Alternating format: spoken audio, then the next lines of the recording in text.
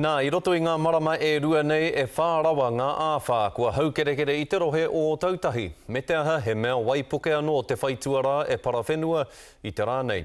Aneira a Orini Tipene Leach. Ngā tiriti o Maere Hau, te wā tuatoru kua waipuketia I ngā wiki e ono kua huri. Nā kona pea I ngana tonu ai ngā kainoho kia rātau mahi o ia rā, tainua ki tēnei tangata tāki I ana para, engari auare ake.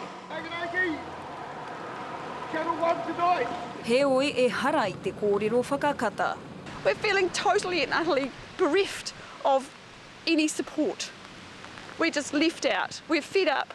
E taupu tonu ana ngā para o te marama kua hori, e tatari tonu ana ki te kaunihera, kāre anō kia pakuaha. If we went and sandbagged the river ourselves, I don't know how the City Council would feel about that. I mean, we've seemed to have lost the ability to look after ourselves. I raru hoki te kura o te iringa kahukura I te pakarūtanga o tētahi o ngā whakaputanga wai matua, ka whakatahia hoki ngā whare I tana taha.